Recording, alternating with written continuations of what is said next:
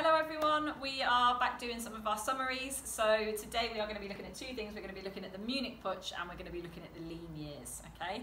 Right, let's look at the Munich Putsch first in terms of you need to know the causes of it. If you can, you need to be able to break those causes down into short-term causes and long-term causes. Let's start with the long-term causes first. Remember, people in Germany were very unhappy. The armistice had been signed in 1918. The stab in the back myth was spreading around Germany.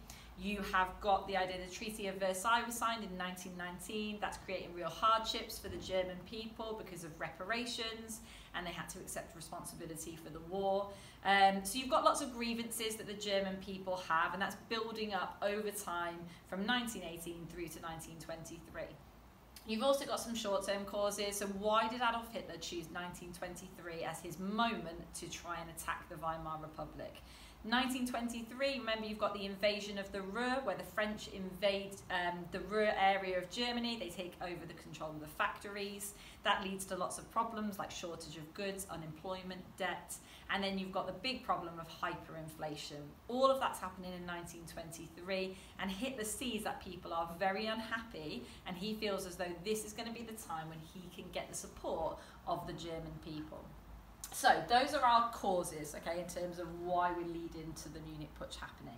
Now remember, Munich is a city in the south of Germany. It's in an area called Bavaria, and Putsch is just a word that means kind of rebellion or revolution. Now, in terms of the events, we'll go through this very quickly. Hitler goes into a beer hall in Munich.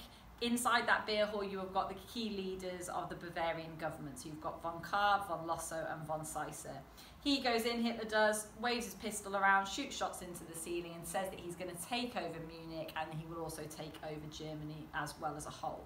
It's not just him, he's got his SA soldiers with him, and he's got General Ludendorff, who he's going to place in charge of the army. It all seems to be going really well until Hitler has to go off to kind of secure other areas of Munich, and Ludendorff is left in charge. He lets von Kahr, von Lossow and von Seisser go. They tell the army and the police force, and when it comes to the actual event, you've got kind of a bit of a face-off between the two sides. Shots are fired, Hitler gets bundled away in a car, he ends up getting caught a few days later, hiding in a wardrobe, and he's arrested and imprisoned. So that's kind of it in a nutshell in terms of what actually happened. Why did it fail? You could get a question asking you to explain why the Munich Putsch actually failed. So you need to talk about this idea of the fact that it was kind of poorly planned. You could talk about the idea that it didn't get the support that Hitler wanted. He assumed that the people of Munich would gather behind him and that they would be on his side, and actually he got very little support. They were a bit indifferent to the revolt. You've also got the idea of Ludendorff obviously letting go the key leaders, and as soon as they lose the support of the Bavarian leaders, it looks like it's going to fail. And they did not have the numbers to stand up against the army and the police of Bavaria. So those are kind of the reasons why the Munich Putsch failed. Now, because of that, we then need to look at kind of the consequences of the Munich Putsch. Now, you can split this into like good stuff that came out of it and bad stuff that came out of it. The bad stuff, if we start with that first, Hitler was obviously imprisoned. He was sent to jail. He was supposed to go for 5 years, Landsberg prison, and they banned the Nazi party. Okay, so that's kind of the main bits, and it failed. It was a humiliation for him. He didn't like this. The good stuff, though, from Hitler's perspective, is that he only actually served 9 months, in prison. And it actually gave him time to write his book Mein Kampf, which allowed him to kind of reorganise and rethink about what he wanted for Germany. It is also key that it's at this point that he decided that he was not going to be able to take Germany by force. It was going to have to be something that he did democratically. He was going to have to get voted into power. And that is a major change in strategy that came about as a result of the failure of the Munich Putsch. Also, the Nazi Party got lots of publicity at that trial, so you can kind of talk about that as being a consequence as well.